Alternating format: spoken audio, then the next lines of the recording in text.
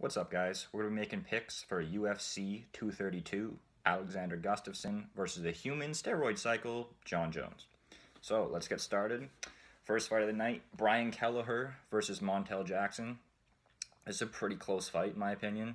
I'd say Brian Kelleher, extremely well-rounded. I feel he's proven that time and time again. You look at the Renan Barão fight, the guy just used pressure to his advantage, and it was very dominant, in my opinion.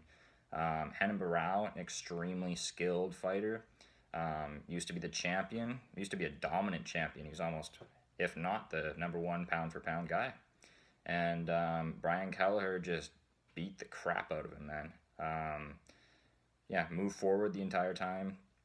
Barão did outland him somehow, which I don't see how that's even possible. I feel like they got the stats wrong for that. But significant strikes, just no question Kelleher got more. He wears damage extremely well. Pretty good ground game. Striking's not bad. Clinch work, I think, is really good. And he's just a dog, man. Just keeps going regardless. Montel Jackson. Montel Jackson's interesting to me. I saw the guy fight at 155, and he was huge for 155. So how this guy makes 135, I have absolutely no idea. Huge reach, 75-inch reach. What the guy is well known for is his humongous hands. He has bigger hands than Francis Ngannou somehow. And an extremely strong grip strength. So he used that in his last fight, I believe, against Ricky Simón. And lost that fight, but he took it on short notice, if I remember correctly. So we can't really judge him based on that. I do feel like he faded late in that fight, and then Simón just pressured him to death. So, like, what are you supposed to do about that? However, I do feel that Brian Kelleher is going to do the same thing, same game plan as Simón. He's going to try to pressure him and see if he can wear him out. Montel Jackson, the other thing that's noteworthy, in my opinion, is he has extremely low volume. He's looking for that knockout blow, and he doesn't seem to throw much just to set anything up. I don't see this guy setting anything up. He just kind of goes in and tries to finish the guy. However, I'm going to still go with Montel Jackson in this fight. I think it's really close. It's a hard one for me to make a pick on, honestly. But yeah, I'm going to go with Montel Jackson. I think he can keep it on the feet, keep it standing. He actually did try out for the American Olympic team, so he's got to be a good wrestler. And yeah, I think he can just keep it standing, use distance. He has a huge reach advantage. Let's see here. 66 inches versus 75 is a 9-inch reach advantage. So I think he's going to be able to use that, use his size, and just evade Kelleher and get the victory there. Next fight up, Curtis Millender versus Siyar Bahadurzada. This is another tough one. I'm going to edge Curtis Millender in this spot. I think he's too big, he's too strong, he's too technical, but Siyar just seems to overcome the odds in every fight. Siyar is a guy that I often look to fade, but the dude just always seems to win. But I feel like it's just a matter of time. Like, this guy's got to lose eventually. He's not technical at all. Obviously, he has a background in some form of striking, kickboxing maybe.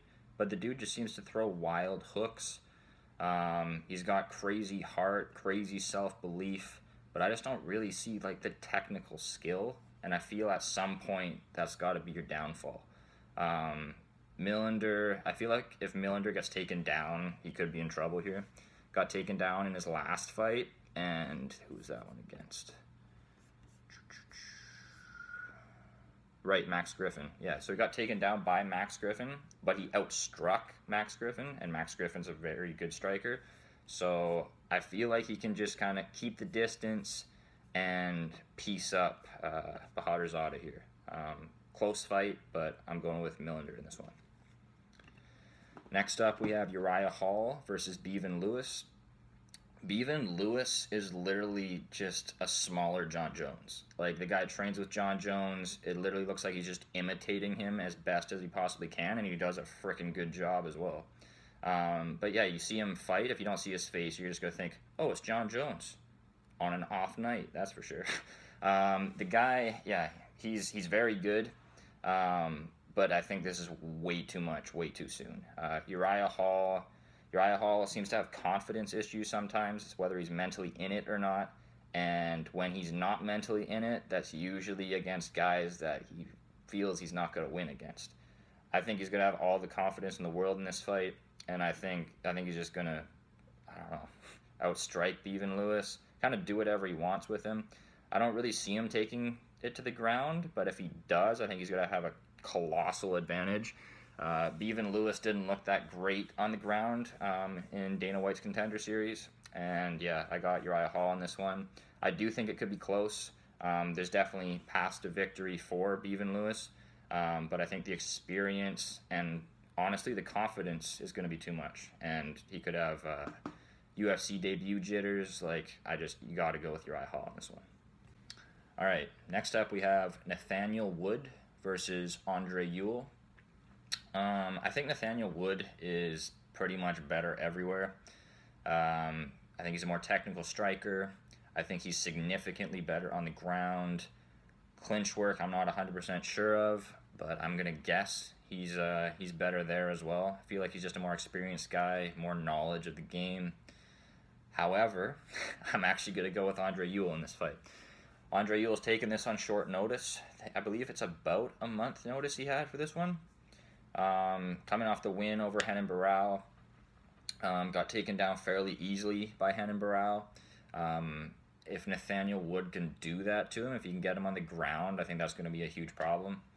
I don't see it happening, however. I see Andrei Ewell keeping his distance and basically just out-athleting him. He's significantly more athletic, in my opinion. He's way faster, he's way longer, and I think he's just going to kind of jab one to him to death. I don't really see Nathaniel Wood being able to get in. I think he's too hittable, and I got Andrei Ewell in this one. Next up, we have BJ Penn versus Ryan Hall. It's the only fight of the night I did no tape on. I do think people are kind of writing off BJ Penn but without even looking at it. I mean, the guy's 40 years old. The guy's lost a whole bunch of fights in a row. But the other thing is Ryan Hall hasn't been active at all. I don't know the details as to why. I've heard a couple of different things, such as he couldn't get a deal that he wanted with the UFC, but he's here now and he has a huge fight, so I don't know how he managed that. I got Ryan Hall in this one, but I don't think the betting line is even close to what it should be. BJ Penn is, what is he here? Let me check.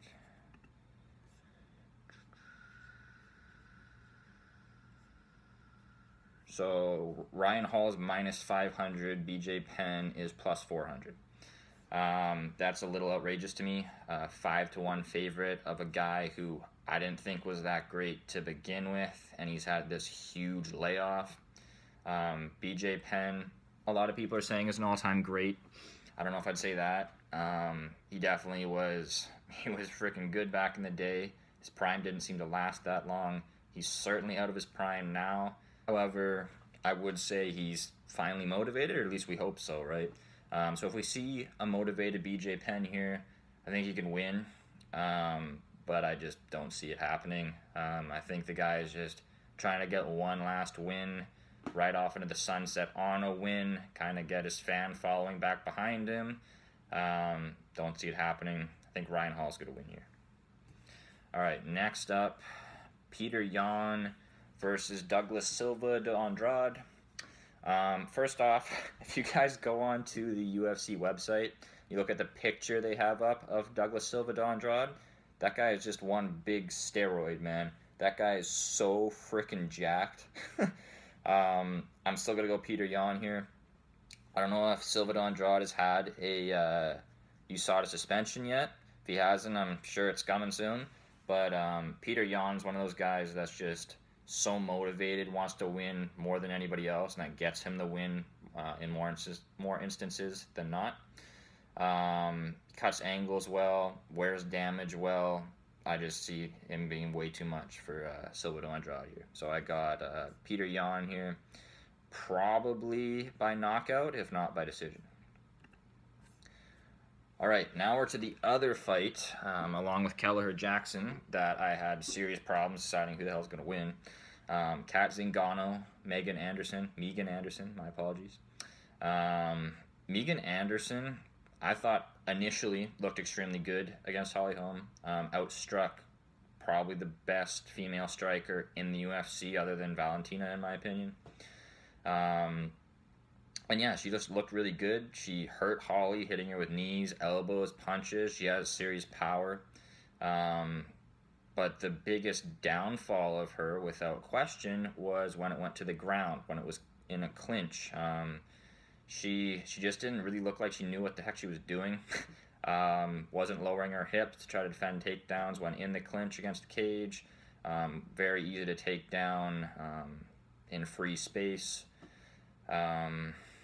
Yeah, I don't know. I just didn't like it. She didn't have any footwork to evade takedowns. She didn't seem like she was ready for it, which, I mean, I guess fair enough. It's Holly Holm you're fighting, but you got to expect everything. You got to be ready for everything. It's been a while since her last fight. I feel that she's going to be working a hell of a lot on takedown defense, on clinch work, trying to fix those gaping holes in her armor.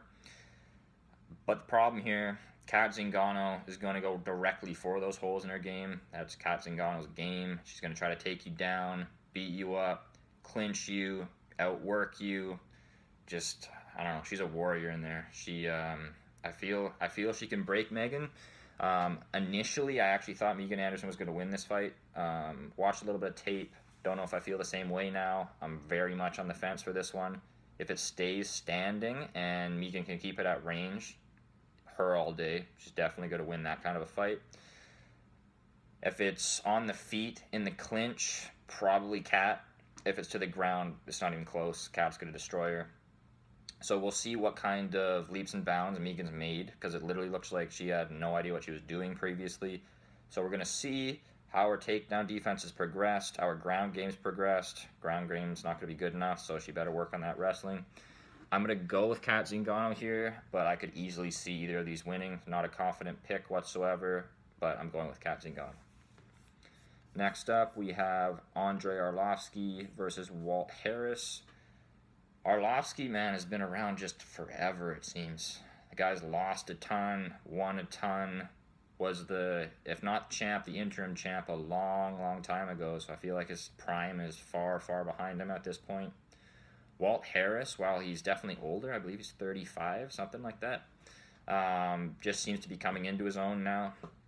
He's going to have the size advantage, reach is the same, and Arlovski's definitely more skilled in the ground, in the clinch. Striking, power for sure is Walt Harris. Striking is kind of negotiable. Striking's kind of, it's hard for me to say, to be honest. I feel like Andrei Arlovski has significantly better footwork. I feel like Walt Harris, probably a little bit faster. He's got the clean 1-2. He's got good boxing overall, to be honest. Doesn't have the kicking game. Arlovski has a little bit of a kicking game, but doesn't seem to use it very much. I'm going to go with Walt Harris. I feel like he can pressure forward, power himself out of the clinches. I don't think he's going to be taken down. That could be an issue if he is. But yeah, we're going Walt Harris here. Arlovski also still, I don't believe that he has a chin. We're going to find out, but I don't see it. So yeah, Walt Harris there. Not super confident pick, but I'm going with Walt Harris for the win. All right, next up we got Chad Mendes versus Alexander Volkanovski. This is an intriguing one for sure. I'm a little bit of a fan of Chad Mendes. Really wanted him to beat Conor back in the day. Didn't happen. Kind of close. Didn't happen. Yeah, Chad, like, I see Chad outstriking him, but then the next day I'll think there's no way, because Volkanovski has, what is it here, a 5-inch reach advantage. Volkanovski's definitely the bigger guy. This isn't going to the ground. I don't see it going to the ground. Mendes has never been taken down, ever. So he's not getting taken down here. There's no way, in my opinion. Volkanovski, I guess if he's outstriking Chad, then Chad could go for a takedown. I don't know if that's the smartest decision, but that could happen. Where I see Chad winning this is just off pure speed. The guy's arguably the most explosive athlete in the UFC. Getting older, so we'll see how that translates. looked great in his last fight against Miles Jury. Volkanovski has just been destroying everybody, but this is a huge step up. Next best fighter he's faced is Darren Elkins, who I personally feel is super overrated, but the guy finds a way to win, so you got to admire that. I'm going to go with Chad Mendes. Very close fight, very hard one to call, as all of these seem to be on this card, so it should be a great card. But yeah, we're going to go with Chad Mendes, and I think he's just a little bit too quick, but I would not be surprised at all if Volkanovski won this one. Latifi versus Anderson, another unbelievably close fight. Ilir Latifi, extremely good wrestling. Just ask Daniel Cormier, one of the strongest wrestlers he's ever gone against. Corey Anderson is a wrestler, so I don't think Corey's going to be able to take him down. Actually, I'm almost positive, unless he rocks him or something first. Corey Anderson, bigger, longer fighter, is going to have the range advantage, the reach advantage. 79-inch reach versus 73, 6-inch reach advantage. Will he be able to use that effectively? Hard to say. Ilir is extremely strong, as we all know, but a lot of people aren't seeing how explosive the guy is. The guy can close distance very, very quickly. I'm going to go with Ilir, but I wouldn't be surprised if Corey just jabs him up, keeps it on the feet, just kind of outworks him. He's got great cardio, but we're going to go with Ilir here. I think Ilir could easily knock him out if he can catch him, and based off how explosive he is, I could see that happening. So I'm going to go with Ilir via knockout. If it goes to decision, 50-50, but I'm going to go with Ilir here. Next up, we got Condit versus Chiesa. This one really surprised me when I looked at the odds. I thought everybody was going to be on Condit, and I might have actually bet Chiesa, but that wasn't the case. So I'm going Chiesa here. I think he's going to look like a completely different fighter at 170. The guy was cutting outrageous amounts of weight in his last fight against, who was that? Anthony Pettis. He didn't even try to finish the weight cut, and he said when he got on the scale, like, I'm not going back to this weight class. So I think he's going to look like a totally different guy, a little bit more muscular. He's still going to be a little bit skinny. I mean, that's how Michael Chiesa is built. Not very explosive, but the guy has a will to win that I feel is very much underestimated, and that's a big thing in question for Condit, especially at this point in his career. Chiesa is going to have the ground advantage, and I think just confidence and will to win, mainly confidence, is going to be what's going to take him to victory here. Condit, very good striker, very well-known guy. I feel that his striking has just kind of become a little bit too predictable. It ends almost every single combination with either a leg kick or head kick, and people are just starting to figure that one out. So I'm going with Michael Chiesa here. All right, the co-main event, Cris Cyborg versus Amanda Nunes. I think this is going to be the greatest women's fight in UFC history. Amanda Nunes is no joke. A lot of people are writing her off here. I'm definitely not. She's good everywhere. She's good on the ground. She's good in the clinch. She's a great boxer, great kicker, great kickboxer. She's just good everywhere. Cris Cyborg, extraordinarily dominant. Lost one fight. I wouldn't be surprised if that was the first fight of her entire career. Like, she doesn't lose. Most people are saying Cris Cyborg is the greatest fighter of all time. I don't know about that. She could prove it here, so maybe if she wins dominantly, pretty hard to argue that fact. Amanda Nunes, the one thing that concerns me with Amanda Nunes in this fight is she's put on a lot of weight. I don't mean she's fat. She's put on a lot of fat and muscle. She's just trying to get big. And I don't know if that's the smartest thing to do. Reminds me a lot of GSP versus Bisping. GSP put on all that weight, felt terrible, got colitis, all that stuff happened to him.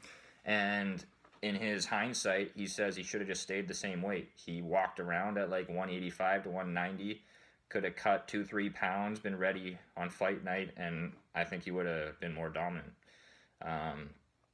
So yeah, Nunes is putting on a lot of weight. I saw her at UFC 231. I was lucky enough to go to that one, and she's just looking huge, man. She's looking enormous. So gonna have a weight cut. I'm not worried about the weight cut. I'm worried that she's gaining all this weight unnecessarily. Focus too much on that. I don't know if she's trying to, like, you're not gonna outdo Cyborg in power. So like, I don't know exactly what her thoughts are here. I feel like she would be better if she just stayed the same weight, because there's no way she is walking around at less than 145. Like, I feel like she's at least 150. So I would have just stayed at that weight. She gained a lot of weight. We're going to see how that goes. I think she's a more well-rounded fighter than Cyborg. Where Cyborg shines, obviously, just being a brute, pretty much. Like, bull rushing, being very aggressive. She's gotten a lot better at pressuring over the years, cutting off the cage. Not so much wild, crazy Deontay Wilder freaking windmill shots, but more technical. Still a lot of hooks, but a lot tighter. Clinch game seemed a little iffy against Holly Holm. However, in watching that back, I feel it's just like, oh my god, somebody might actually beat Cris Cyborg. When you look at it again, it wasn't that big of a concern. Same with when Kunitskaya took her down. It's like she got up right away. She wasn't expecting the shot, and it didn't really affect anything. Here, she's going to be expecting the shot, I feel like. I feel like Amanda, while she might not go for a takedown, I feel like that's definitely a possibility. Cris is going to be ready for that. Very close fight. I got to go with Cris Cyborg. It's an extremely close fight, though. It's another one I feel the line's off. Let me just check what it's at. Minus 260. Yeah, so it's come down a little bit, but like that's still ridiculous. Like, Cyborg should not be that heavy of a favorite. I think it's maybe like a minus 150 to 180 kind of thing would make more sense to me. Still picking her to win, and I think one of the biggest advantages that she's going to have, especially with Amanda gaining all this weight, is she's going to last longer, better endurance. This goes to round 4, round 5. That's where she's going to become extremely dominant, because Cyborg does not get tired. So going with Cris Cyborg here, late finish or decision, but I'm not surprised if Amanda pulls this off early. All right, the human steroid cycle. Johnny Bones Jones versus Alexander Gustafsson. I don't think John Jones actually took anything. I think they put it out into the media in a weird way. But I'm not a fan of the guy. So, yeah, John Jones, arguably the greatest of all time. Yeah, you can definitely argue that. I'm not picking anybody to be the greatest of all time right now, but he's definitely up there. Alexander Gustafsson hasn't fought in a freaking long time. Last fight, Glover Teixeira, looked unbelievable, at least at the end of that fight. I haven't seen the whole fight. But the thing that got me with this one is I never actually saw that amazing fight between Gustafsson and Jones the first time around. I've since watched it, and I have no idea what the heck people are talking about. People are saying that Gustafsson won. I didn't even think it was that close. Call me crazy. I had it 49-46 Jones. I could potentially see you giving a round to Gustafsson, although like not really. Making it 48-47 Jones. And I'm a guy who's never going to cheer for Jones, but I didn't think Gus won that. So as a result of that, it's kind of hard for me to say that Gustafsson's going to win here. He said he's trained extremely hard, head in the game, been just grinding and getting better and better and better. Fair enough. But the big problem I see with that is he's been on interviews maybe, 4 or 5 months ago, and was extremely fat. Like, the guy was probably like 250. He openly said he gets up to like 240. I think he was trying to keep it a little bit low. I think he was actually a little heavier than that. And you're not training that hard if you weigh 250 pounds. Maybe you're learning a lot, but you're not really keeping in shape. John Jones has been releasing all those videos of him trying to improve his boxing. Obviously, he has all this like going through court cases and all this stuff, because that's always going to be part of this guy's life. He's just freaking ridiculous. But I gotta go John Jones, guys. I mean, I don't want to, but I don't think he lost the first fight. Even if we say Gustafsson's improved more since the last one, the big problem for me is what makes Jones so great. Obviously, he's extremely skilled, but for me, the guy wants to win more than anybody else. He invites a dogfight. He likes to test himself, and in any close fight I've ever seen, Jones has won. When have you ever seen Gus win a close fight? That's all I'm saying.